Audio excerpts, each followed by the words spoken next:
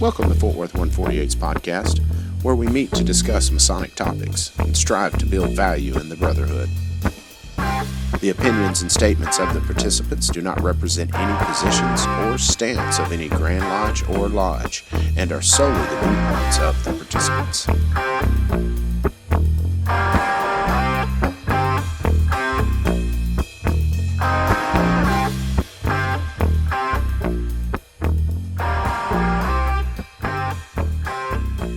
Welcome back to the podcast, brothers. This is Rhit Moore, past master and current secretary of Fort Worth 148. This is Billy Hamilton, current junior warden of Fort Worth 148. And today we have a special guest.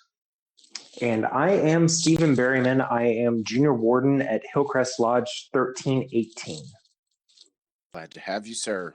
Welcome. Yeah, absolutely. We're down a man. Gabe, was he in transit at the moment as we speak? I think so. I think he's traveling back from Oklahoma City for the weekend, and he's got to go right back. Well, that's not too bad of a drive. Nah. Got to keep the home fires burning. Sweet. So, like Billy said, we're doing a fraternal spotlight this week with our special guest, Stephen Berryman from Hillcrest Lodge. And as always, before we get into subject matter, we're just going to go over some discussion questions. I've only got one. I went to a presentation that Right Worshipful Jim Rumsey did at, look at me, I'm about to go over when to use titles, and I've already used the wrong one. That's greatness. Right Worshipful Jim Rumsey. Yeah, so in a public setting, it's Brother Rumsey. Right. But he gave a great presentation on etiquette, and he apparently has a tiled version. So if you want to hear it, get in contact with him. But it was fantastic on when to do certain things and when not to, protocol. And one that really caught my attention was the ritualistic titles, right worshipful, most worshipful, all that stuff. And I wasn't aware, but you don't use those in a public setting. So here you are in a Masonic lodge at the dinner table. You walk up to the Grand Master and he's sitting next to his wife or someone else's wife or somebody who's not a Mason. You're not supposed to call him most worshipful. It's supposed to be like, at this point, I don't even feel right saying it, Brother Stogner. Right. You'd say brother and their last name. Anytime in a public setting. It feels weird, doesn't it? Because it's like ingrained. Like, oh. Yeah. Yeah, that seems wrong. Talk to Brother Rumsey. I will. I know you can take it up with him quick. Yeah. Mm-hmm. So it's all about public, being in or out of the public. So when you're around the Grand Master, no matter where it is, and nobody's within earshot, most worshipful is fine. Mm-hmm. And I don't know if that's always been that way or if that's kind of a newer thing, because those titles can really throw some ears back. Like, what'd you just say? Most worshipful? Right. What does that mean? Like you worship that guy? Yeah. Exactly. Yeah. So, and then, also on top of that, when you finally figure out who's right worshipful, who's most worshipful or worshipful, you can't wait to use it correctly. And, you're out there in public and it still should be brother and their last name, which is something that I didn't know as well, because I'm very informal. And a lot of times Brother Billy, how you doing? Right. But it should be Brother Hamilton, especially in public, to show them the respect that they deserve and vice versa. The fraternity deserves all that good stuff. Well, and it's interesting because a lot of these points of protocol, we just never know, right? Because for whatever reason, we make assumptions or we hear it incorrectly from someone else. We get bad tribal knowledge about it. Yes. But lately, I have been finding that, Brother Chance Chapman presented a presentation on protocol and Demolay, and I was just blown away because it's like, it was like proper order of like introductions and stuff like that. And it's stuff I never would have considered before. Just today, I was looking at one for protocol for Knights Templar from Grand Encampment all the way down, and it even lists, like if you have a banquet where everybody should sit. I mean, that's how formal the protocol gets. Yeah, it's crazy. Which Jim went over that as what most comprehensive list of introductions I've ever seen. From Masonic to appendant bodies, what order they go in. It's crazy. So much to learn. Yeah, and there's a proper order if people are talking as to who speaks first and who speaks last. Yeah. Who's introduced first and who's introduced last. Yeah. So just before we move on, I want to just list off the titles for everybody. So, most people know Grand Master's Most Worshipful. And then Right Worshipfuls are Deputy Grand Master down to the Grand Marshal. So Senior Warden, Grand Junior Warden, Treasurer, Secretary, Grand Chaplain, Grand Order, Grand Marshal, all Right Worshipful. Grand Senior Deacon down to stewards, deacons, pursuivant, musician, photographer, and Tyler are worshipful brother. And then, of course, past Grand Masters, Committee on Work, and DDGMs are Right Worshipful as well. So is there an easy way to distinguish who's Right Worshipful and Worshipful? Is there like an invisible line just west of the east of the lodge? No, it's really, I don't know, because I've looked at the list several times, because the Marshal's doesn't outrank the Senior Deacon, I didn't think. But maybe I'm misinformed, but he is Right Worshipful. That seems off. At least a few of those seem a little out. You would think that the deacons or stewards would outrank some of the the chaplain marshal type positions. Yeah, because the way I understood it is when you line up the chairs in installation ceremony in a Blue Lodge, they're lined up in order of rank. Right. So if you're looking back towards the west out of the east, Worshipful Master's on the right all the way down to the Tyler. And if I remember right, the Marshal is even past the stewards. Yeah, it is. It's one of the last ones installed. I also know, though, that the Marshal is the Grand Master's right-hand man. Right. I mean, true. When you're appointed Grand Marshal, you're fixing to be saddled up on. So anytime you get to meet a Grand Marshal, you thank that man and give him a hug because he's working his tail off. Right. And it's all behind the scenes, so you don't even see it. It's crazy. Yeah. So maybe that's why he gets that title. He's getting rode hard. Yeah, I see. I mean, I had even thought at one point maybe it was all elected officers, but no, you're right. Right, chaplain, order, marshal, those are all appointed. Mm-hmm. Yep. I don't know. That'd be interesting to find that in the proceedings to see what that was all about. Right. So let's get cracking on the personal questions here, and then we'll get into the main subject while we had you on. So when did you join, and how old were you? Seems like it was about 6.5 years ago. I was 36 years ago, or I was 36 years old. 36 years old. Nice. So you've been in 6.5 years? Yeah, that seems about right. So what inspired you to join? My grandfather was a Freemason. My uncle was a Freemason. I watched them. They were two of the most inspirational people in my lives. Both very, very good, godly people.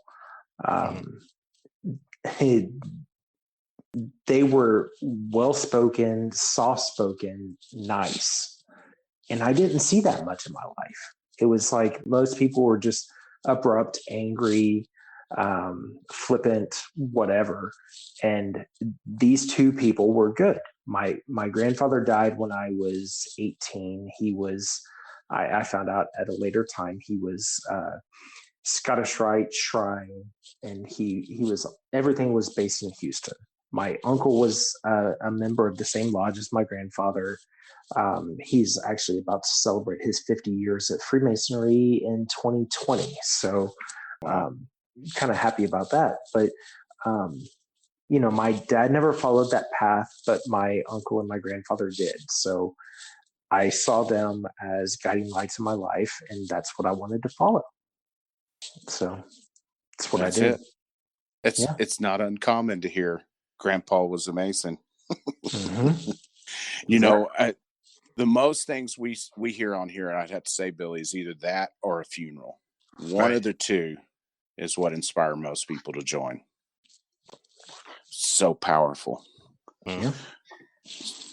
So, which lodge did you join and why? I initially joined Lebanon 837 in Frisco, and I have since moved my membership over to Hillcrest 1318 in Dallas. And I am the current sitting junior warden. Nice. Did you start from steward, or how does that work? At which lodge? Okay, I got you. So you kind of went through a few chairs at the first lodge and then picked up where you left off here. Yeah, Lebanon, I ended up being the junior steward, senior steward. Then I jumped to senior deacon, then junior warden. And then at Hillcrest, I have been junior warden. That's all that I've done so far. Gotcha. You got your work cut out for you there. Yeah, that is true. So, we're going to touch on that too, because I have a real affinity for that lodge. Awesome. So what do you see as the biggest strengths and weaknesses of the fraternity? Texas specifically. Strengths. Strengths, we have a whole lot of members that are very varied in personality, experience, whatnot. Weaknesses, we are not very quick to accept change. We are not very quick to accept differences that might, kind of buck us the wrong way.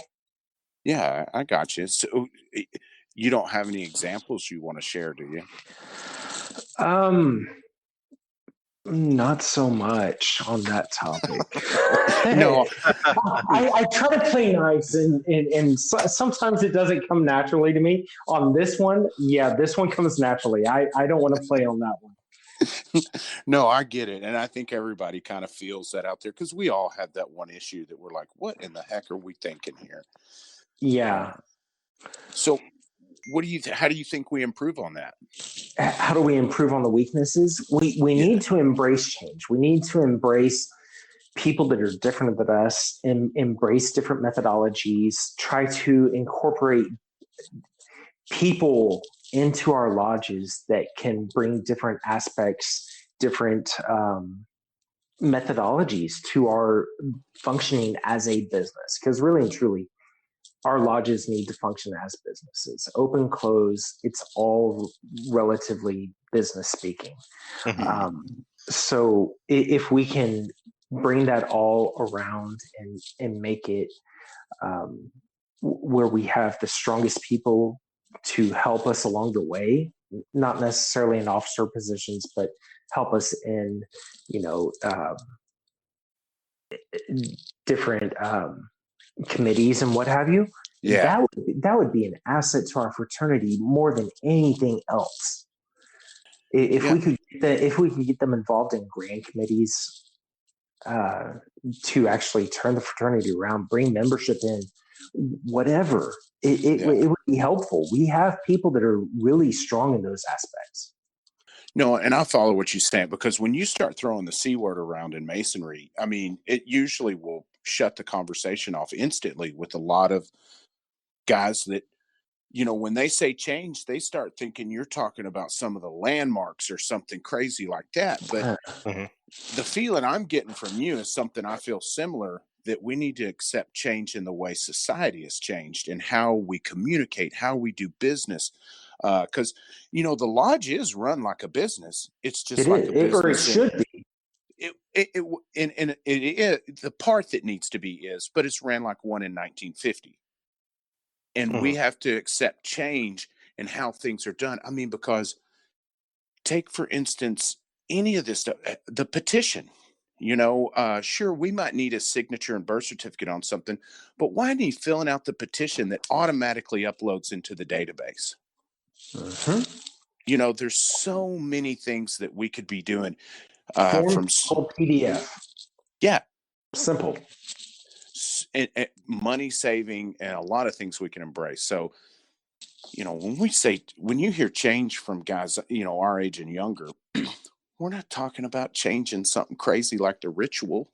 No. If you know me, I am not one that is shy about bucking the system. Mm-hmm. That is kind of what I'm known for, is actually bucking the system. Yeah. But when it comes down to the nuts and bolts, I want it to stay the same as much as we possibly can, but fix the things that are broken. Yeah. I think you have hit that's where the disconnect is. Because when we say change as the younger generation and the older they shut off immediately. And it's like, no. All the things you love, we love. But there's ways we can do this other part better. Agreed. Much more efficiently. Right. It's not like we're trying to, set fire to the temple. It's like, wait, there's new tools we have available that could maybe remove some of the headache. Yeah, it's like, we've got a diamond bit DeWalt here to sharpen our tools. Why don't we use it? Let's get out of the steam engine. We got a combustible here. Mm-hmm. So what's your favorite aspect of Masonry and why? I like the camaraderie. I like the esoterica. I like the history. Actually, my lodge is getting ready to do a trip off to Washington, D.C., where we are going to visit a lodge to see the Master Mason's degree on site in D.C. with the Grand Master present. We are also going to see the Washington Memorial. We are going to go to the House of the Temple to visit with the Art Host and Brett Morris and visit with those gentlemen and let them fill us full of whatever knowledge they possibly can. Just, Masonry. Make it what we can. We're only there for a couple of short nights. We've got to make it the best that we can. So fill us full of as much knowledge as we can and then send us on our way. Masonry by osmosis. Exactly. I have to say, every time we ask that question, because we try to ask the same questions to each guest, and because I want the listeners to kind of gauge in between what they see in common and what they don't. And something that really stuck out to me is it doesn't matter how esoteric they are, what a history buff they are. It usually always starts off with the camaraderie or fraternalism. Yes. And it's so funny that you see so little of that in lodges. Oh yeah, we do fraternal stuff. We do a charity drive, or we do, we do this. We do floor school all the time. It's like, no. I'm talking about, when do you sit in the backyard, nothing on the table but discussion? Yeah. When do you go out for lunch with your brothers? When do you really get to know these guys? Right. That is something that I can happily say that we do every night after any of our events. So if we have a educational night, if we have our stated meeting, if we have a degree night, we go it afterwards so that we can have socialization afterwards. We can have discussions about what we just covered in the meeting. We can have discussions about the degree we just put on. Whatever it is, there is something that can be discussed. We can learn, we can grow, we can move on. Yeah. And to me, I think that's step one for any lodge. Even before you start floor schooling or worrying about who's going to be what officer, you need to be hanging out. Yeah. Because there's going to be tough times at lodge. And if you're not on that, if you don't take your brotherly love to the next level and get to know this guy, what's he worry about? What's he happy about? What makes him tick? he's not going to be there for you when the tough gets going. And I'm not saying that as a slight, but it's so easy to go, man, I don't have time for that drama. I've got kids at home. I've got to focus on this. But if I go, man, I've been out with beers with Steve so many times. I know that he needs me there. Just through conversations, they're there. Yeah. They get more value out of it. So I think that's step one. I agree. Get your fire pit. Do what you do. Call your brothers over. Have a good time. Fire pit and barbecue. Yep. Yeah. Well, yeah. Texas, we don't do much without firing up a grill somewhere. Exactly. So, Billy, I'm going to take this first question and then we'll let you hashtag go ahead, Billy. All right. These are pre-subject questions because I couldn't talk with the junior warden of Hillcrest without bringing up a few things about it. So before we dive into the main content, I want to talk a little bit about Hillcrest because it's got such an inspirational story. And one of the things that really stand out to me is the way you guys merged. Mm-hmm. Love Field. Were you around when that happened? That was before I showed up. Yeah. Gotcha. How long ago? Because what have you been there? I've been there for a year and a half. Gotcha. Because it wasn't that long ago they merged, was it? It was probably about 3 years ago. Gotcha. And I mean, because that's something that I think needs to be documented pretty well because it's not common. No, it's not. And it was for the good of both lodges. Hillcrest had given up their building. They were renting from other lodges. I believe that it was Love Field. They were renting from, for the most part. They needed a place to stay. Love Field was having issues with membership. So at that point, it became a good merger. It was like, hey, this was meant to be. So we're having issues with membership. Y'all have a need for a business or for a building. This is a proper merger. Yeah. So it just made sense. And they merged funds, they merged their membership, and they merged all of the functional people that were actually making the lodge work as a whole. So it just worked out. You've got the people from Love Field that are still very, very involved in Hillcrest. They're making it work. They're like our treasurer right now is a Love Field past master. He's an absolute godsend, and we couldn't be happier with that. And we've got other Love Field gentlemen that have stepped up to the plate and they've helped us out. And it's been wonderful.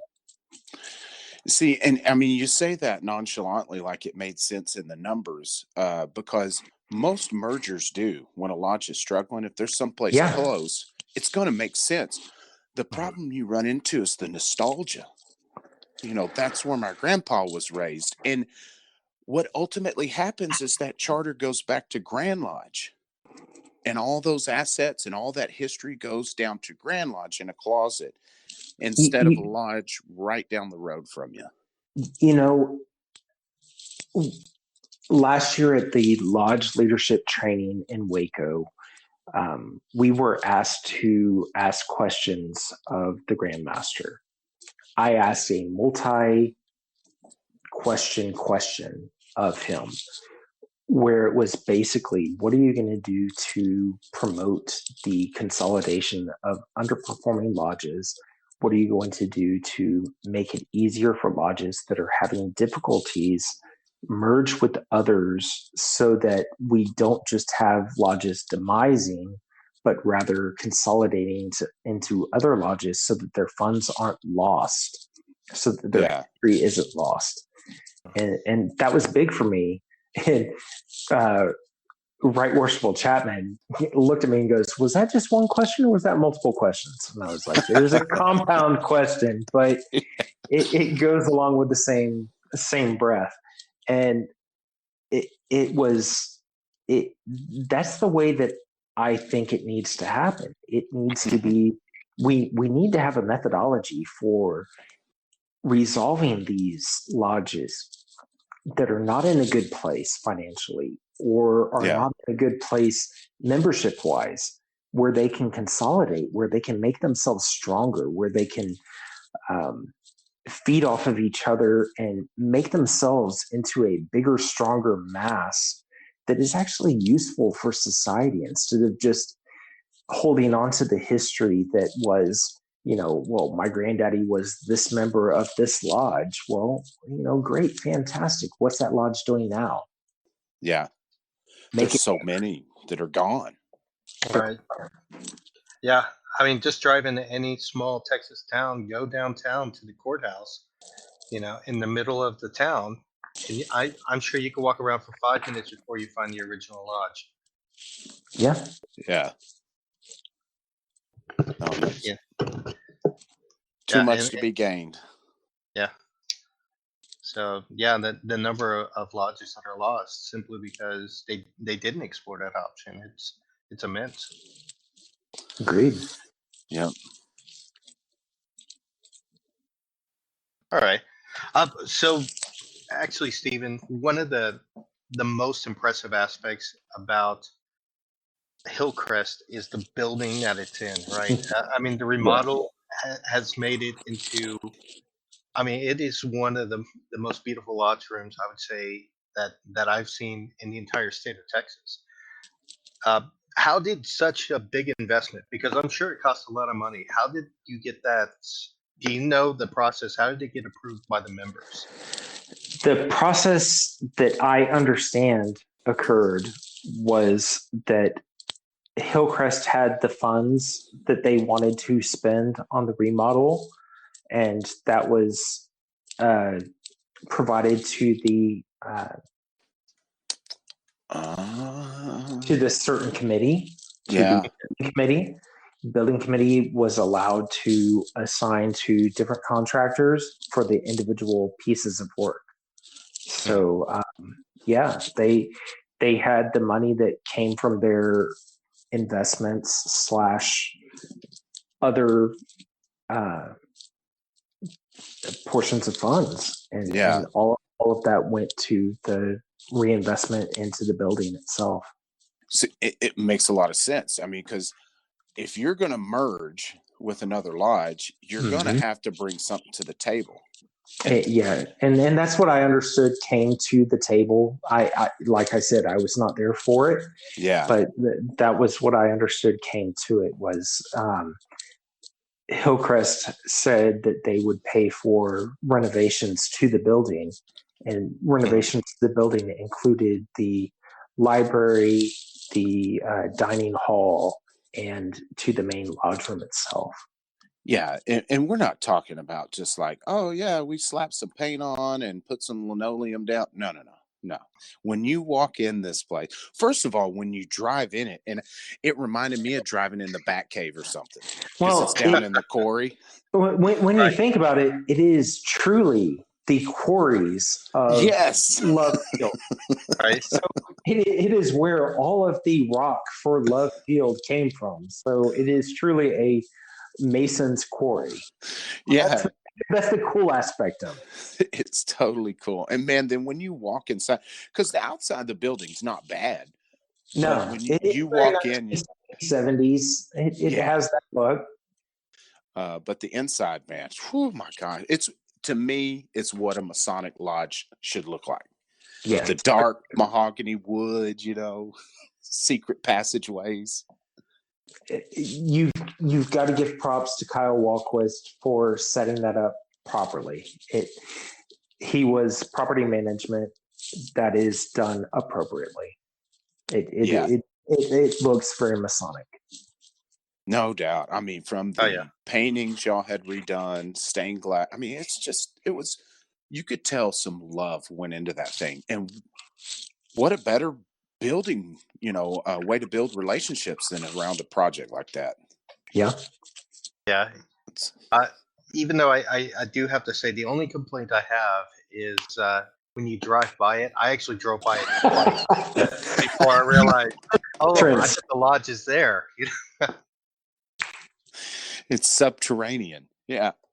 Because it's Right? like house, nothing, house, and down in that nothing is the lodge.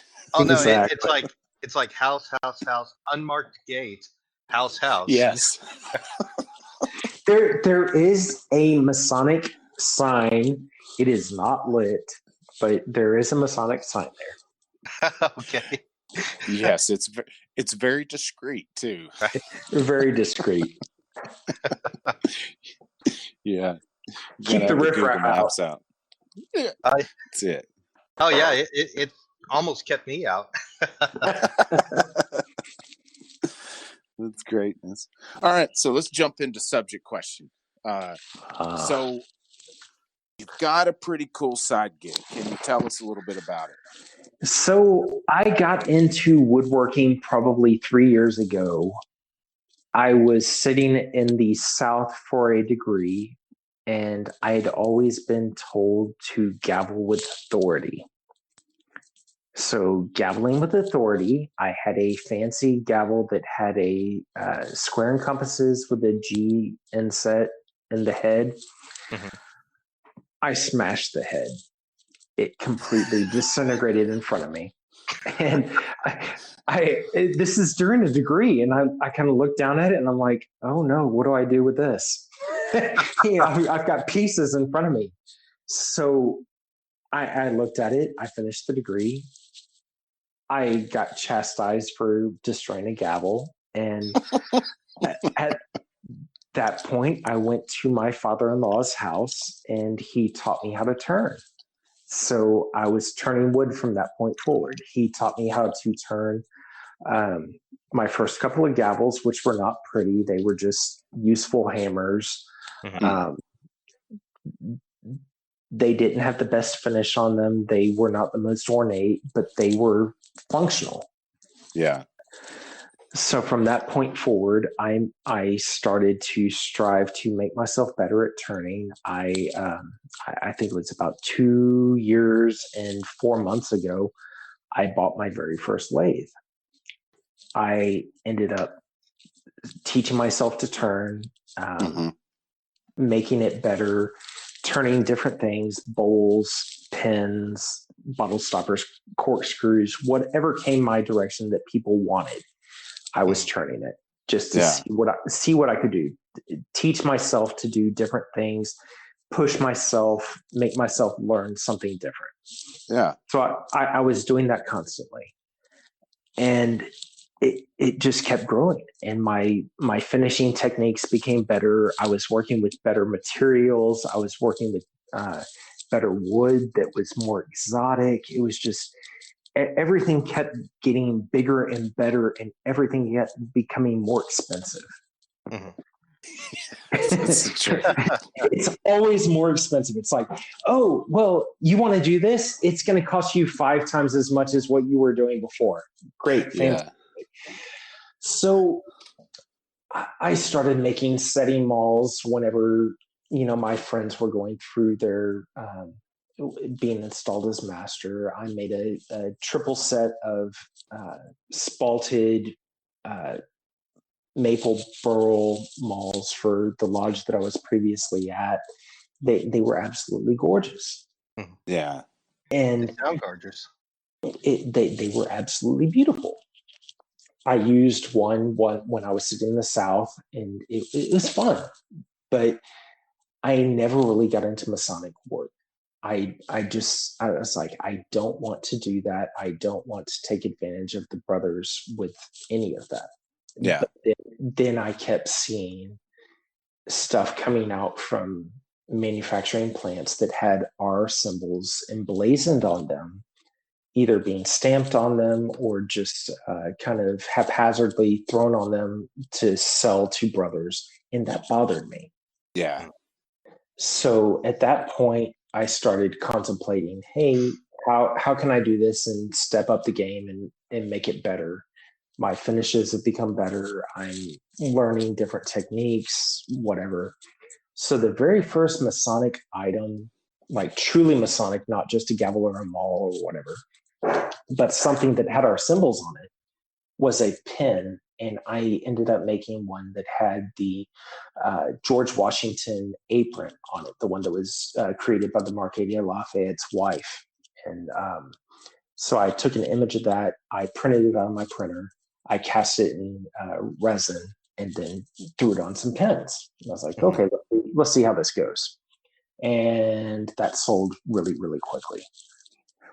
So I started coming up with a couple of other different ideas, other images that could be printed out, and those went. And from there, I started to decide that I didn't necessarily want to just be printing images out on the printer, but I wanted something a little more personal, something a little more pretty and subdued.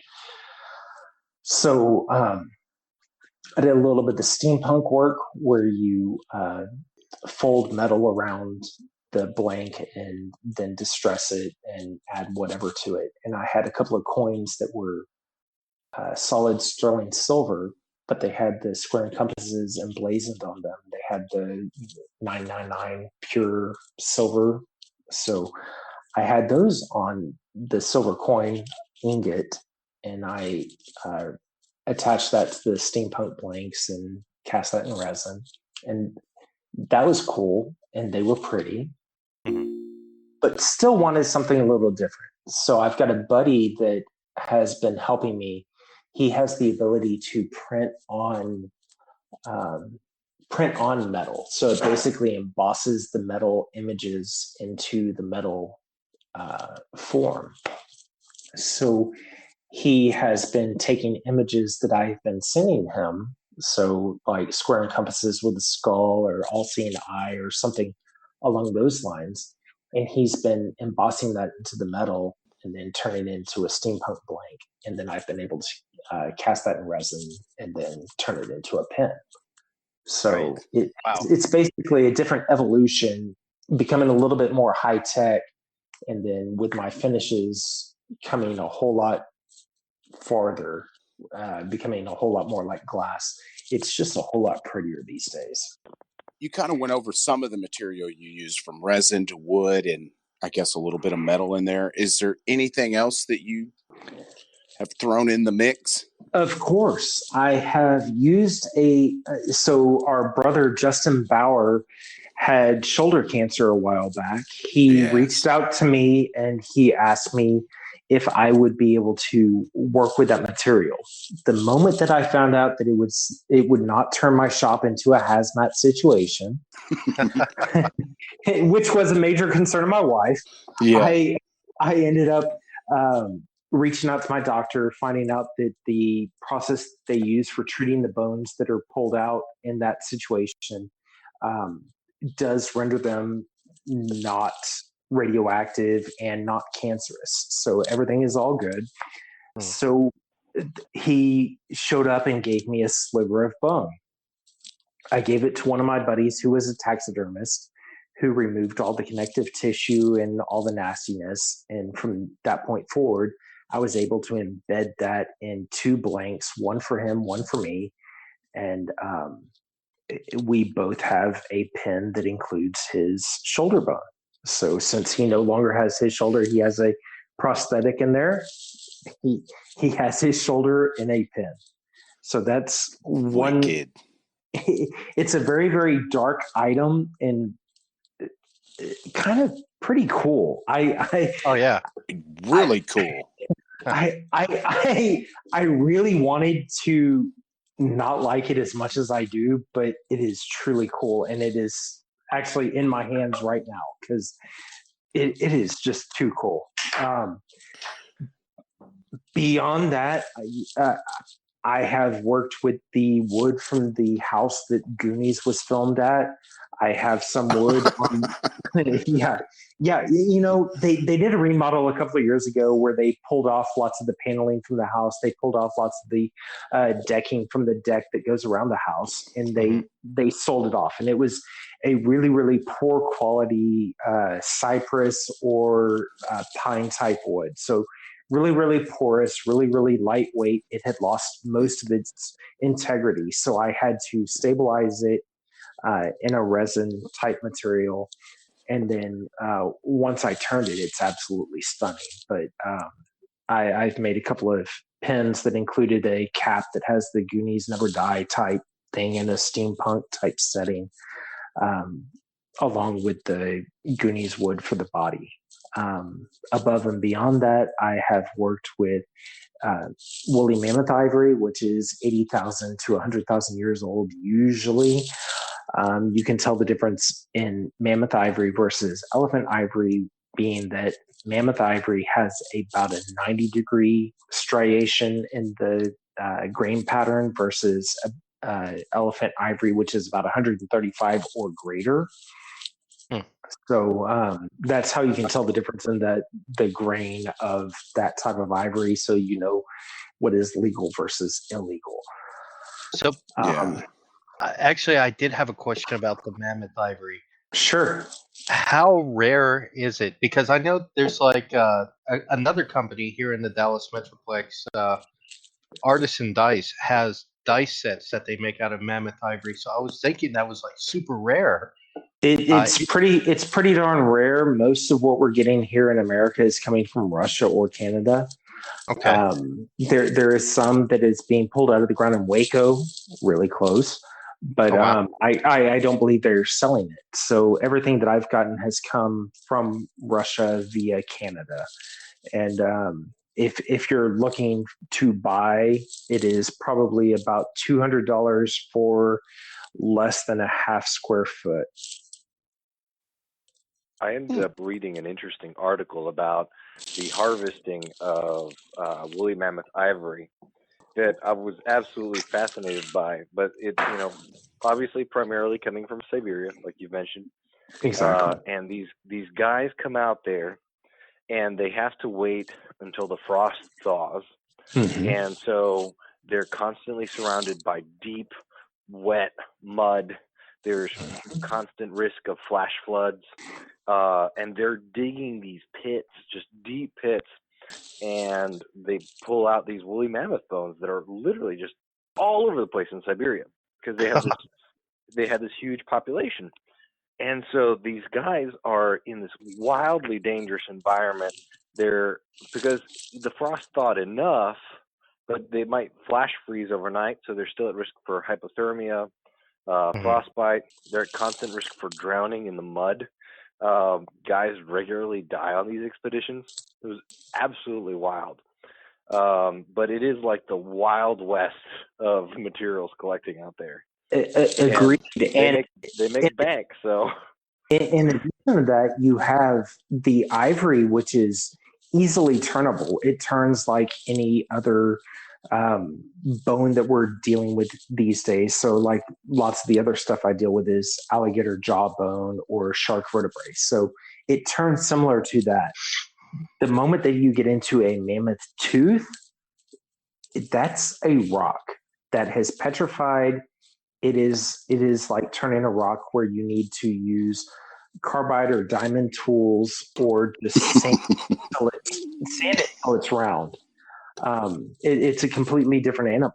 So, yeah, I don't play with the stuff that's harder than this because turning mammoth ivory is turning at a whole lot harder level than most of the woods that I turn or the rest. Yeah.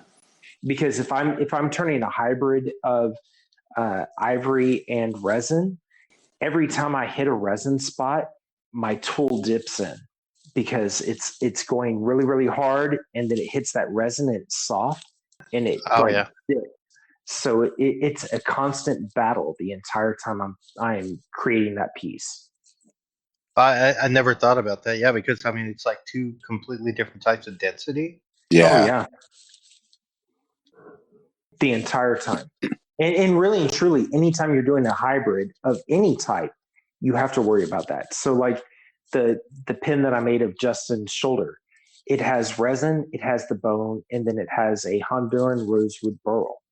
The rosewood burl is pretty dense. The resin, not so much. And then his bone it was very chippy, very soft. There wasn't much holding it together. So Yeah. There are a whole lot of densities going along the line that you have to worry about when you're actually turning it. So it's just a different thing that you have to think about whenever you're actually working with the materials. So let's say you set that up and you got Justin's bone in there. How much do you have to figure out that, those little tricks and stuff before you start? I only had 2 blanks, and so when I talk about a blank, I'm talking about a 7/8 by 7/8 by 5 1/4 piece of material. Wow. Yeah, that is 1 blank, and I made 2. The very first one was his. I set that one aside for him, and I was like, okay, there's no question that one's going to be his. It's going to be, whatever. So I turned it. It was successful. I sent him pictures. I was happy. And then I said, okay, now it's time for me to play with mine. So I got to relax a little bit. Yeah, because with something that small, it doesn't seem like you'd have a lot of play. Like as soon as that tool touches it, you're getting into the finished product. You are. Yeah. And with his, I didn't get it quite to the entire 7/8 on both pieces. So I was worried that I would have any showing on either piece. That was the one concern. Yeah. I knew that there would be some in each one of them, but I couldn't guarantee that it would actually be visible. Well, that's interesting. That was some tedious work. It's like, okay, here we go. You would never think that in pin making, but yeah. Well, unfortunately, the end product was amazing looking. I've been fortunate enough to see the pen in person, so it was really stunning. Thank you. So I appreciate that. Phenomenal work. Although I do have to say that if there is an item that Draco Malfoy would be buying in what is it? Not Diagon Alley, the other one. If he would be buying something at a dark wizard's shop that had a curse on it, that pen might be one of them.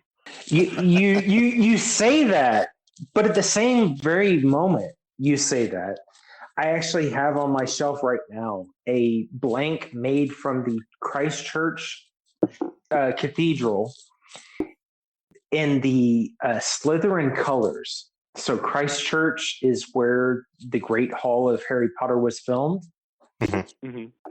So I have wood from the floor of that cathedral, and then I poured the colors of the resin, the green, the black, the silver for Slytherin, because that's my house.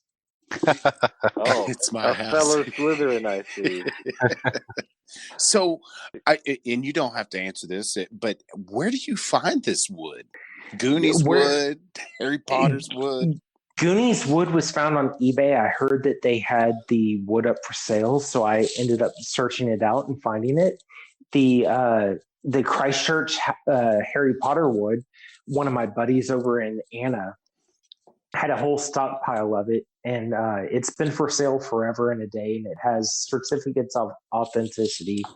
But he had a couple of chunks that were available to be put into casting resin instead of just pure blanks. Most of the time you have a blank that is just a 7/8 by 7/8 by 5 1/4 by itself, not able to be cast with resin. But his were little bitty shorts, had rough edges on it, so we cast it in resin. Gotcha. So because I was wondering, I knew you wouldn't Google something like famous wood or something. Hey, you might not come up with the response you're looking for. Not really. There's all kinds of historic wood from different important buildings, from different important military installations or ships. That's not typically what I do. Yeah. But it's all available. I could get it if I really needed to, but it's not my thing. Yeah. Oh, that's what I like about it. Yeah, you do your thing, man. I try to bring high class, high quality to a material that we are not used to seeing. Yeah. Where are we at, Billy? I'm lost now. The going from zero to wood turner. Ah, yes. So I brought up a little bit of it when I smashed the gavel head. So that took me from smashing gavel head to creating gavels. That was the beginning of it. My father-in-law taught me how to turn. Turning gavels to replace those. I moved forward. I did other gavels for the lodge. And then he also taught me how to turn some pins. He always dealt with just the very low line, the slim line, the this, the that, the stuff that he could get from a catalog that he knew the people from. Yeah. I ended up delving into online forums. Online forums led me to better materials, led me to better companies, higher quality materials, and then that's where I am today. Gotcha. So step one is find a mentor, huh? Basically, yeah. He had done a lot of woodwork whenever he was growing up. He did wood shop.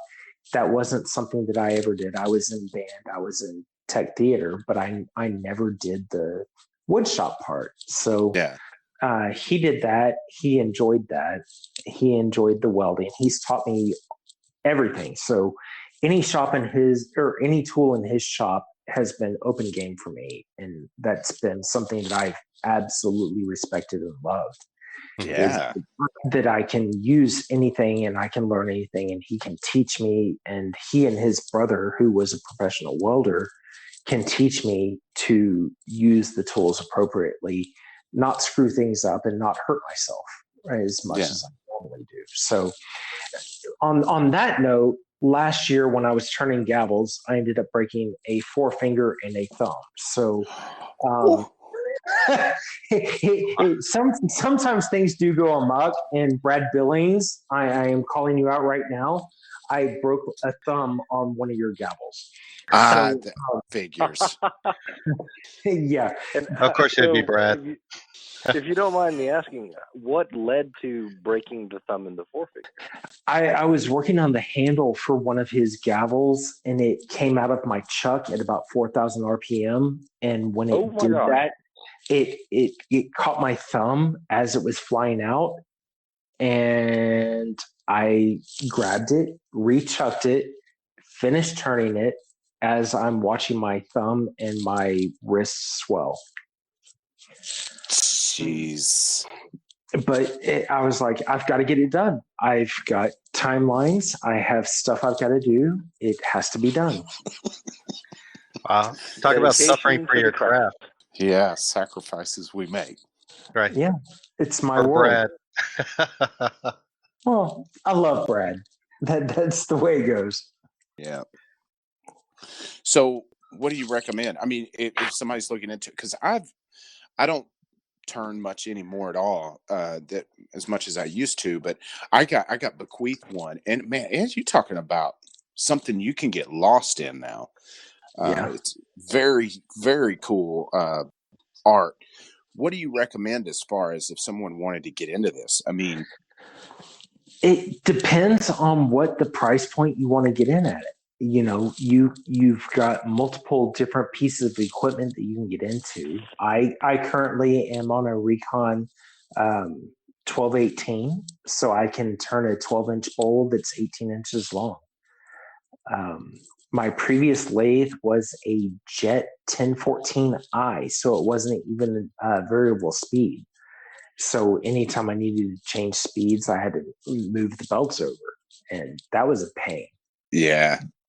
The current one that I have is variable speed. I keep it on the highest belt possible.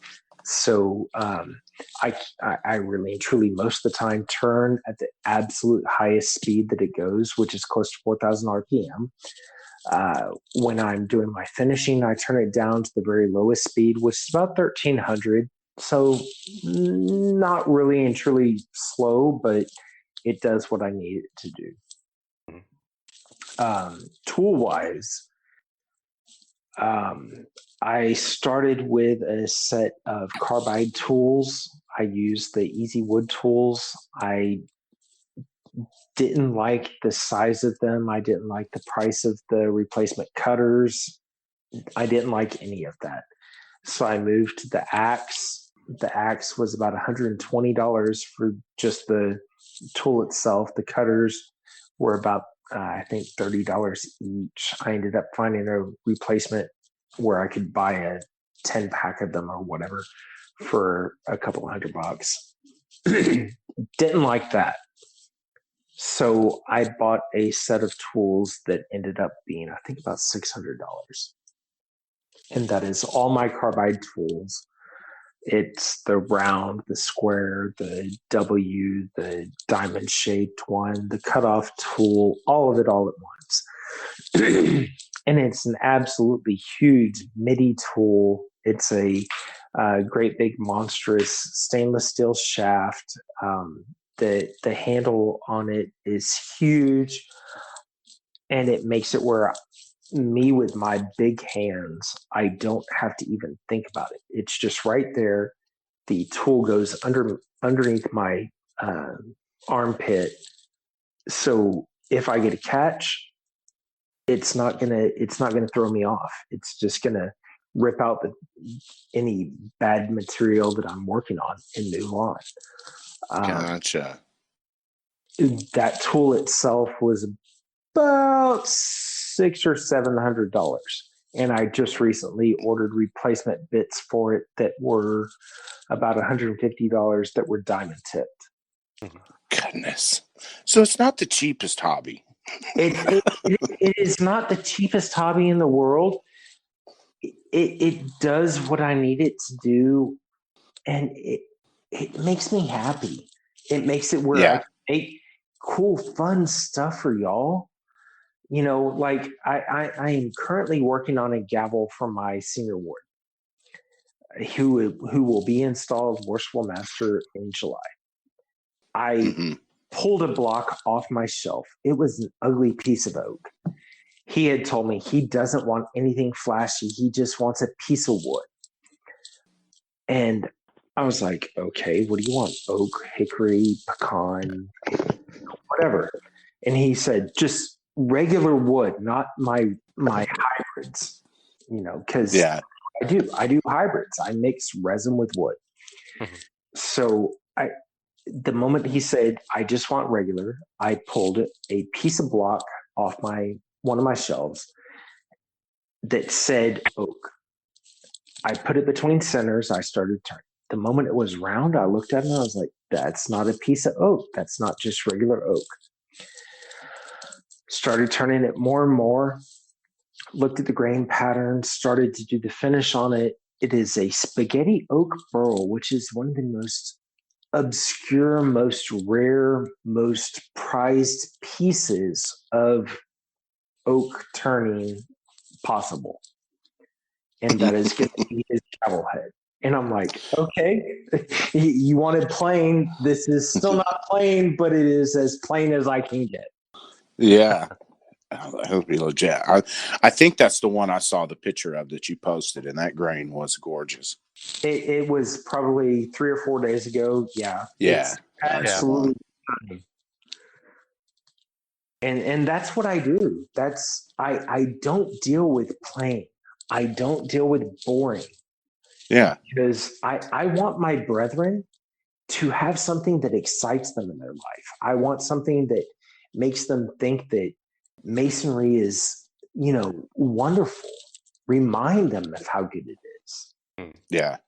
And see, that's the thing that gets me about the whole, you know, because you see some people saddle up on guys that are doing this in the fraternity. And like you mentioned earlier, your only other option is to order it from Pakistan from somebody that just puts them out by the dozen. I wasn't going to call out a country, but China and Taiwan are pretty bad about it. And those are the ones that I fight. I see them stamp the square and compasses on a clip on a pin. and I see them stamp it on a blank, and I'm like, brothers will buy that because it has our square and compass on it, not because it means anything, not because it's important, because they were able to buy it. And I don't want that. I truly know that I am not the most cheap person out there. You can buy it cheaper elsewhere. Yeah. You get what you pay for. What you pay for. And see, and call me woo-woo if you will, but I think there's something to the charge that a pin has that one of your brothers made. Especially if you know them, they know you. You pay a little extra for that. It's going to be that much more special. My pins. I am woo-woo. I don't want to get into it. My pins are probably in the hands of 7 to 8 grandmasters that are sitting right now. Mm-hmm. And it's growing every day. Right. Wow. Yeah. So, Stephen, do you have any plan on expanding this business into a full-time venture? Not a full-time venture. I am. I do have a DBA. I did file my taxes last year because of this business, and I suspect it will continue on for the next couple of years the same way. Gotcha. Full-time. So as of right now, no plans. My wife has said no. I cannot go full-time on this, and I cannot go full-time on my barbecue. Sad day. Shut down by the highest authority in the house. I keep having brethren and family try to get me to open a barbecue, and my wife says no. So that's a lot of work. In this venture, Steve. Yeah, we know we need some barbecue. It is good. I will say unbiasedly, it is good. Well, it looks good. So, is there any project that you have plans or that you desire to get into? I mean, because you've worked with such a variety of things. I mean, I'm working on a couple of projects for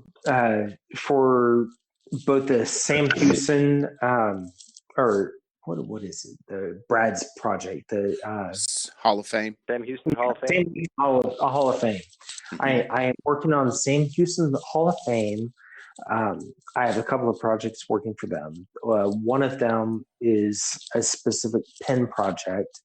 Another one, Brad and I are working on one that is in conjunction with the Grand Lodge of New York. So that one will be fun as well.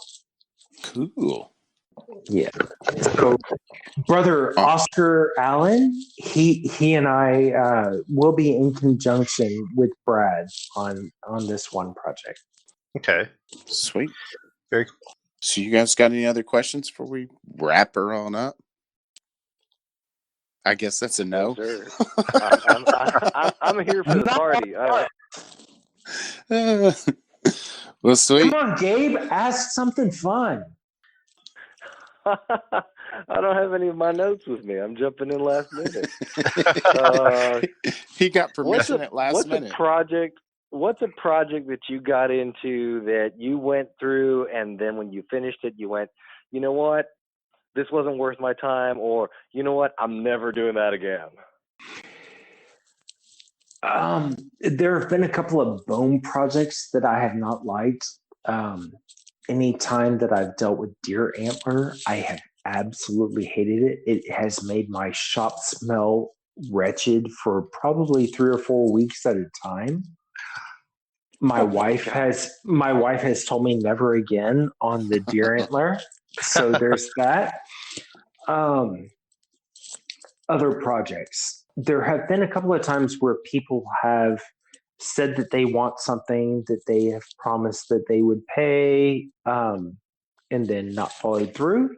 Mm-hmm. Yep. I don't really do stuff ahead of time anymore.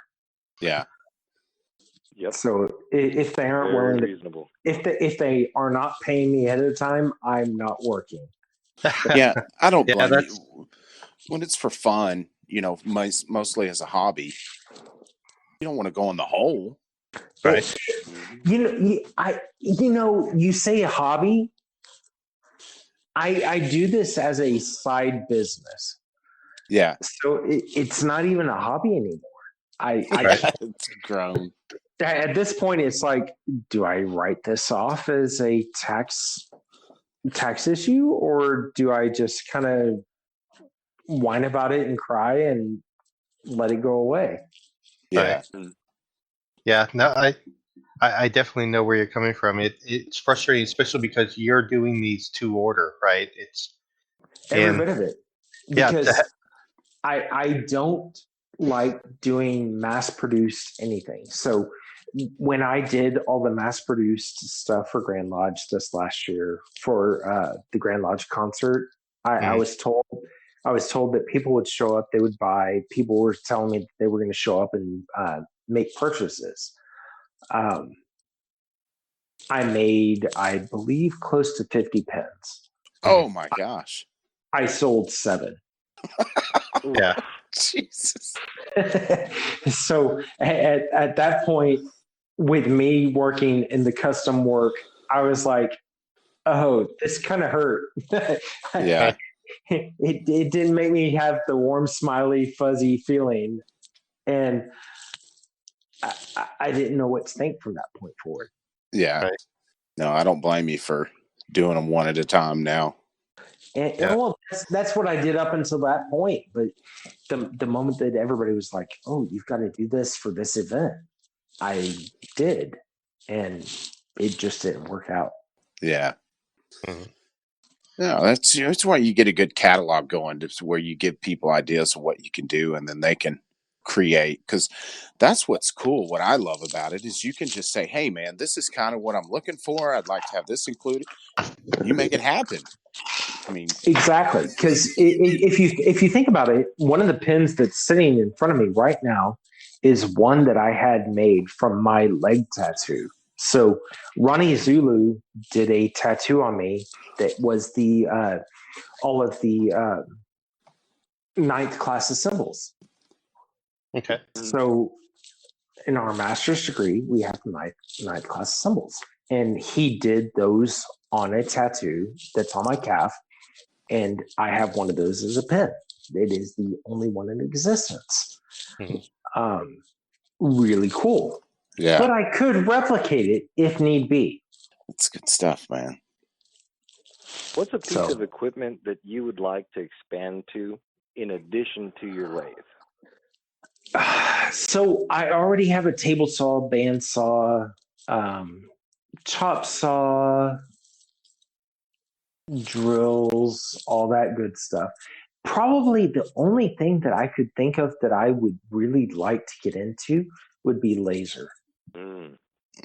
Billy's got lasers. Yeah. That's actually been my pet project over the past couple of months. Lasers with a jig would be fantastic.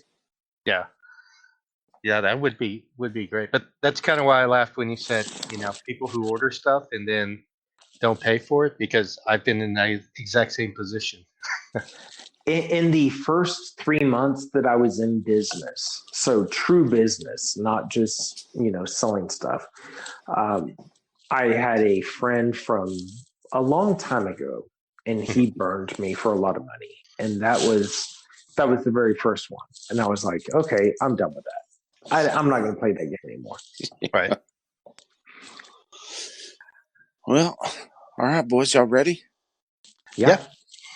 Let's wrap this thing up. Wait, what do we got next? Fraternal quote, right? Quote of the week? Quote of the week. And I did switch this to a fraternal quote, Gabe. I didn't know if your original one was or not. And I was like, that's too long anyway. It's a Teddy quote. You're gonna harsh on my Norm the vibes. Yeah, Yankee Workshop Norm. Oh. Yeah. No, hurting my soul. I went with a No, short quote by go for it. Brother Teddy, and it is far and away the best prize life has to offer is the chance to work hard at work worth doing. I think Tommy Chapman, that was one of his favorites, but it's been one of mine as well. And that just kind of, the lathe work kind of reminded me of that, because, man, it's one of those things you can just get lost in. Next thing you know, it's been 5 hours. Yeah. Been having fun. All right. We'll go with closing thoughts. For me, I can't harp it enough. Get in where you fit in Masonry. Find your niche, because I've let the old cliche go. You get out of it what you put into it. That's a BS cliche. But there is a lot to that, in the sense that, you got to hook up with a mentor, but find your niche and where you can contribute, and develop it, make it into an art, whatever it is. You never know. It might be ended up turning stuff on a lathe, ritual work, whatever. But find your niche. Right. Yeah. And for myself, I could say, as much as, so my career is in IT, but there's nothing that beats working with your hands. So I definitely commend you with the work you're doing. I mean, they're beautiful pieces, but I find that when doing work like that, I don't know if this is the same for you, but it's almost like meditation. It is. I work in IT as well. So yeah, I'm an IT project manager. I deal with bringing requirements from the customer to the client, to the development, the entire process of the development life cycle. But Wasn't that Mike from Office Space? No, I'm just kidding. it is. I have people skills. At the same time, I use turning to basically as a therapy for my hands. I have essential tremors. It makes it where at times my hands are absolutely useless. I will shove them under my thighs to make it where they stop shaking, or so that people don't see them shaking. Right. It looks almost like Parkinson's, but it is not Parkinson's. It is genetic. My mom had it. She has had electrodes implanted into her brain to stop the shaking. And it doesn't do so well, even with the electrodes for her. She still shakes. She still does everything, but she can drink soup now without spilling the soup all over her chest and what have you. So I use it as therapy. I use it to calm my hands.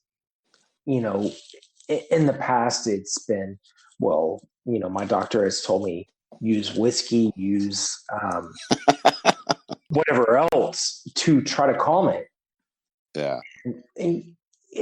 Whiskey calms it to a certain extent, but it does not make it where I can think about something else and just make it kind of go away. When I'm turning, when I have that tool in my hand, when I'm grinding against the wood, my hands are not shaking. So it is therapy. So just like Gabe said just now, it is therapy, it's therapeutic, it is heaven for those of us that actually do it and make something from it. Yeah. So Gabe, you've got like 20 seconds. I'm late to the party. Steve, thanks for coming on. Thanks, brother. Having seen all of your work, it's just really cool to get an insight. I'm going to be looking forward to listening to the first half of the podcast once it comes out, and I'm on my way home from Oklahoma. Safe travels, brother. Thanks for coming on. And did we get your closing thoughts? I guess that's the therapy counts. Yeah. Also, what's the best way to reach out to you, Stephen, on Facebook? Either contact me via phone 214-236-6565, or my email is Berryman, BERRYMAN 37@gmail.com, or my Facebook is yetisgorgeousgrains.com. There you go. Very cool. And those photos are gorgeous. Yeah, absolutely. All right, brothers, we got to sign off real quick. Make sure you get your tickets from Masonicon. This is Rhit Moore signing off. This is Billy Hamilton signing off. Gabe Jagush signing off. Stephen Berryman signing off.